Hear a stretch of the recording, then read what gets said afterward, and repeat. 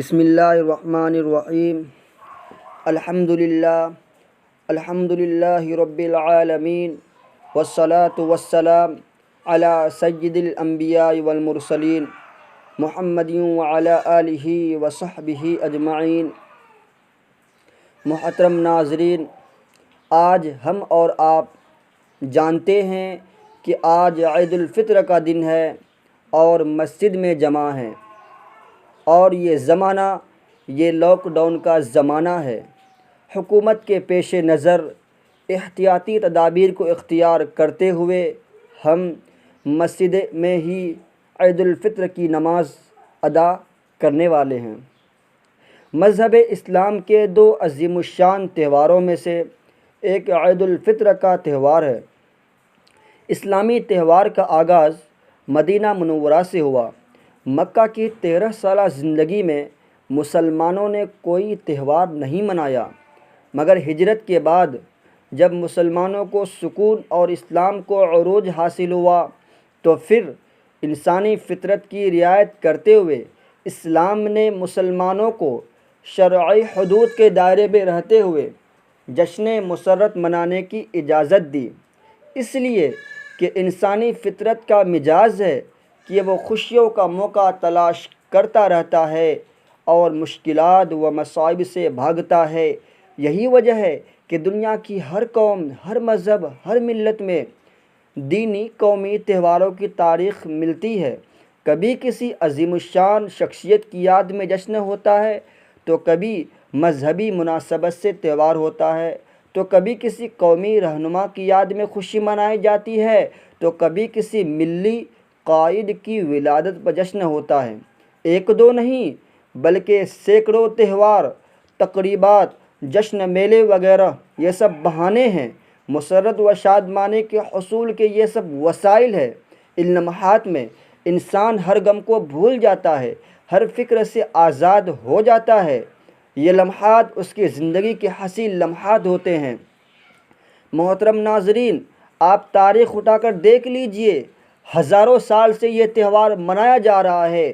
حضرت ابراہیم علیہ السلام کی قوم بھی تہوار مناتی تھی۔ حضرت موسیٰ علیہ السلام کے زمانے میں مصر والے اور بنی اسرائیل عید مناتے تھے، اور عیسیٰ علیہ السلام کی قوم بھی تہوار مناتی تھی۔ ان سب تہواروں کا ذکر قرآن شریف میں موجود ہے، میں سب کی ڈیٹیل میں نہیں جانا چاہتا ہوں، اور آپ اپنے ہندوستان میں دیکھ لیجئے کہ ہزاروں سال سے دیوالی، ہولی وغیرہ منائی جا رہی ہے۔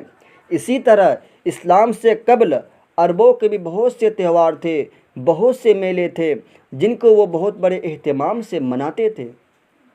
انہیں تہواروں میں سے ایک بہت مشہور تہوار یا جشن سوق عکاظ تھا۔ یہ بازار بہت اہتمام سے لگا جاتا تھا، مہینوں تک جشن ہوتا تھا۔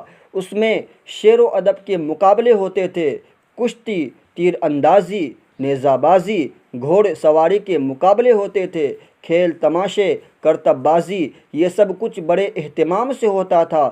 سامانوں کی خرید و فروخت اعلیٰ پیمانے پر ہوتی تھی، اور اسلام کے بعد بھی یہ سلسلہ جاری رہا۔ اللہ کے رسول صلی اللہ علیہ وسلم اس میں جاتے اور مختلف قبیلوں کو اسلام کا پیغام سناتے، اور جب اسلام پھیل گیا، اسلامی تہوار کا آغاز ہو گیا اور کفر و شرک خاتمہ ہو گیا، تو پھر یہ سلسلہ بند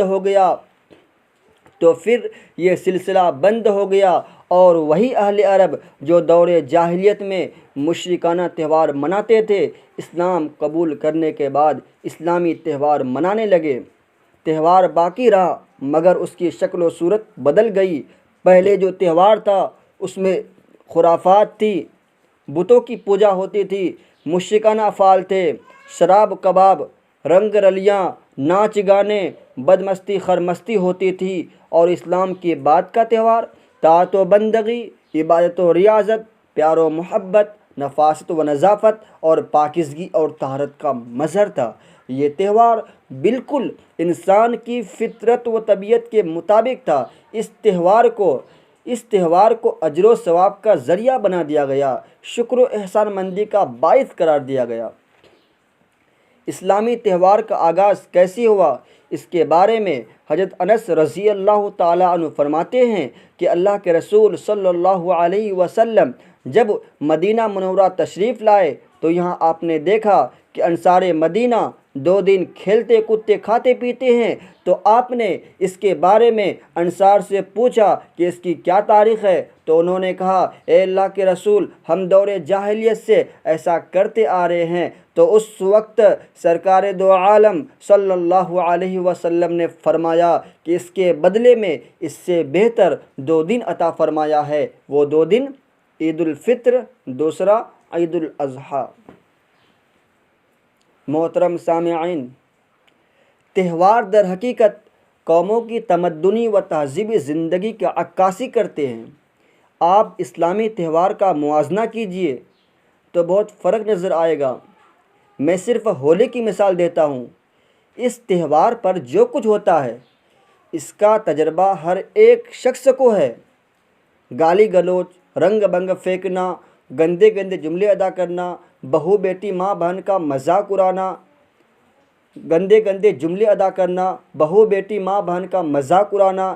اس تہوار پر انسان حیوان بن جاتا ہے، کسی کی بھی عزت خطرے میں پڑ سکتی ہے۔ انسانیت کی سطح سے ہٹ کر تہوار منانا تہوار نہیں، جہالت ہے۔ اس کے برعکس اسلام میں عید الفطر کا تہوار سنجیدگی و متانت اور وقار و عزت سے پر ہوتا ہے۔ عطر و خوشبو کا استعمال فضا کو مشکبار کر دیتا ہے۔ مسلمانوں کے برق و لباس ان کے ظاہری اور باطنی اتحاد کا ثبوت دیتے ہیں اور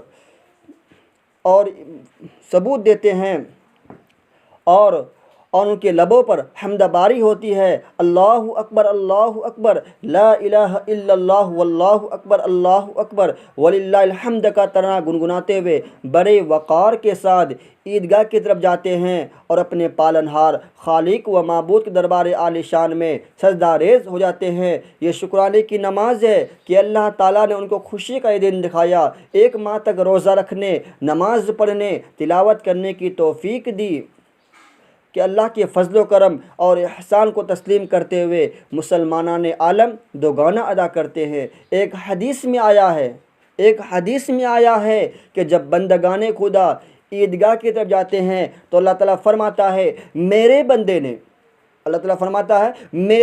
نے میرے لیے روزہ رکھا، میرے لیے نماز پڑھی، میں اس کی بخشش کرتا ہوں۔ یہ کتنا بڑا انعام ہے۔ عید الفطر کی صبح اللہ تعالیٰ کے حکم سے فرشتے دنیا میں پھیل جاتے ہیں، گلی کوچوں چوراہوں اور بازاروں میں پھیل جاتے ہیں اور کہتے ہیں، جن کو انسان اور جنات کے علاوہ ہر مخلوق سنتی ہے، کہ اے بندگان خدا اپنے رب کی طرف نکلو، آج وہ تمہیں بخش دے گا اور تمہیں اجر و ثواب دے گا۔ عید الفطر کے دن فرشتے بندوں سے مصافحہ کرتے ہیں، ان کو مبارکباد دیتے ہیں، ان کا استقبال کرتے ہیں۔ عید الفطر کے روز صبح صادق کے بعد سے ہر صاحب نصاب مسلمان پر صدقہ فطر واجب ہے، جس کو اپنے چھوٹے بچوں، خدمتگاروں، ذاتی ملازموں کی طرف سے ادا کرے گا۔ صدقہ فطر نصف سا گیہوں جو آج کے زمانے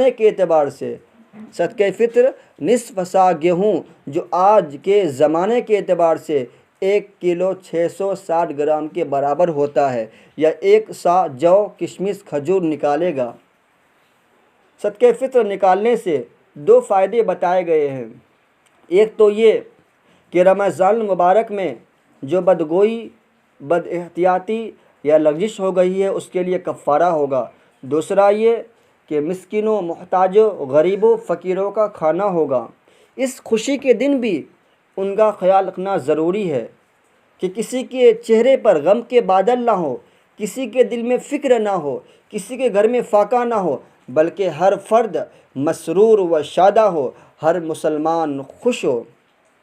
اب میں اپنی تقریر کو ختم کرتا ہوں کیونکہ ٹائم ہو گیا ہے۔ اللہ تعالی ہمیں کہنے اور سننے سے زیادہ عمل کرنے کی توفیق عطا فرمائے، اور ہمیں تمام آفات و بلیات اور اس بیماری سے تمام امت مسلمہ کی حفاظت فرمائے، اور ہمیں حضور صلی اللہ علیہ وسلم کے چہیتے امت بنانے کی توفیق عطا فرمائے۔ اور اللہ تعالی ہمیں رحمت آغوش میں لے لے۔ وآخر دعوانا ان الحمد للہ رب العالمین۔